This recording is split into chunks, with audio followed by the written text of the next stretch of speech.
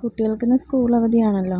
പിന്നെ വാവയ്ക്ക് ഇന്ന് ലീവും കൂടി കിട്ടി. അതുകൊണ്ട് വാവയും പിള്ളേരും ഒരു ഉച്ച കഴിഞ്ഞപ്പോഴത്തേക്കും വീട്ടിലോട്ട് എത്തിയിട്ടുണ്ടായിരുന്നേ. ആദ്യ കുർബാന കഴിഞ്ഞിട്ട് വാവ ഇപ്പോഴാണ് കേട്ടോ പിന്നെ വരുന്നത്. ആൾക്ക് അങ്ങനെ ലീവൊന്നും ഇല്ലായിരുന്നു. ശ്രീ വന്നിട്ടില്ല, ശ്രീ വർക്കിലാണ്. വാവയും പിള്ളേരും മാത്രമാണ് വന്നത്. വാവയെന്ന് പറയുന്ന അനിയത്തിയുടെ പെറ്റ് നെയിമാണ്. ഞങ്ങൾ അനിയത്തിനെ വീട്ടിൽ വിളിക്കുന്നത് വാവയെന്നാണ്. അങ്ങനെ വന്നപ്പോൾ തന്നെ പിള്ളേർ നേരെ ബീച്ചിലോട്ട് ഓടി. അല്ലെങ്കിലും ഇവിടെ വന്നു കഴിഞ്ഞാൽ ആരും ഇവിടെ വീട്ടിലിരിക്കാറില്ല കേട്ടോ. എല്ലാവരും നേരെ ബീച്ചിലോട്ടാണ് പോകുന്നത്. അങ്ങനെ പിള്ളേരവിടെ കളി തുടങ്ങി. അച്ചുക്കുട്ടൻ വന്നിട്ടില്ലായിരുന്നു. അച്ചുക്കുട്ടൻ നഴ്സറിയിലായിരുന്നേ.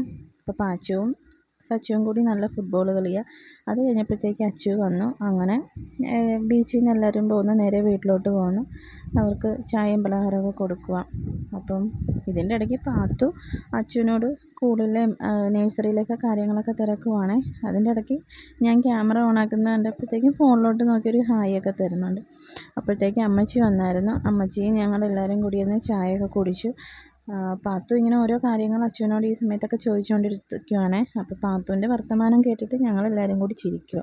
കുറച്ച് കഴിഞ്ഞ് ആരുടെ അനക്കമൊന്നും കേൾക്കുന്നില്ല. അങ്ങനെ ഞാൻ അകത്തോട്ട് പോയി നോക്കിയപ്പോഴത്തേക്കും ഇതാണ് അവസ്ഥ. ടോയ്സ് ബാസ്ക്കറ്റ് എല്ലാം കമത്തിയിട്ട് ടോയ്സ് എല്ലാം വെതറിയിട്ടേക്കുവാണ്. അപ്പം ഞാൻ പാച്ചുവിനോടും അച്ചുക്കുട്ടനോടും പറഞ്ഞ് എല്ലാം ക്ലീനാക്കി ബാസ്ക്കറ്റിൽ അതേപടി അടുക്കി വെച്ചാൽ മഞ്ച് തരാമെന്ന് പറഞ്ഞപ്പോഴത്തേക്കും 5 മിനിറ്റ് കൊണ്ട് സ്വിച്ച് ഇട്ട പോലെ തന്നെ പിള്ളേർ എല്ലാം നല്ല ക്ലീനാക്കി വെച്ചിട്ടുണ്ട്. ക്ലിയറാക്കി എല്ലാം സെറ്റ് ചെയ്ത് വെച്ചു. അപ്പോൾ പിന്നെ ഞാൻ 2 പേർക്കും മഞ്ചൊക്കെ കൊടുത്തപ്പോൾ അവർ ഹാപ്പിയായി. അത് കഴിഞ്ഞ് പിന്നെ പഠിത്തമാണ്. 2 പേരും ഭയങ്കര പഠിത്തത്തിലാണ്. പാത്തു എഴുതുന്നൊന്നുമില്ല, പക്ഷേ പാച്ചും അച്ചുക്കുട്ടനും കൂടി എന്തൊക്കെയോ എഴുതുന്നുണ്ട്. അത് കഴിഞ്ഞ് ഞാൻ പിന്നെ കുറച്ച് പാത്രം ഉണ്ടായിരുന്നു. അപ്പോൾ കൈയോടെ അതൊക്കെ അങ്ങോട്ട് കഴുകി വെക്കാമെന്ന് ഓർത്ത്. അപ്പോൾ ഈ സമയത്തൊന്നും ഇച്ചയൻ വന്നിട്ടില്ല.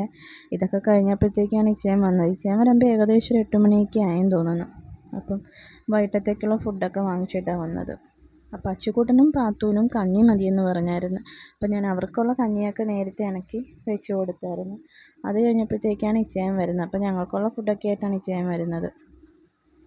അപ്പോൾ എല്ലാവർക്കുള്ള ഫുഡൊക്കെ ഞാൻ എടുത്തു കൊടുത്ത്. അപ്പോൾ ഈ സമയമൊക്കെ ആയപ്പോഴത്തേക്ക് ഏകദേശം 9 മണിയൊക്കെ ആയെന്ന് തോന്നുന്നു. അപ്പം ഇവർക്ക് പോവുകയും വേണം. പിറ്റേ ദിവസം ക്ലാസ്സൊക്കെ ഉണ്ടല്ലോ. അപ്പോൾ ഇവർക്ക് പോവുകയും വേണം.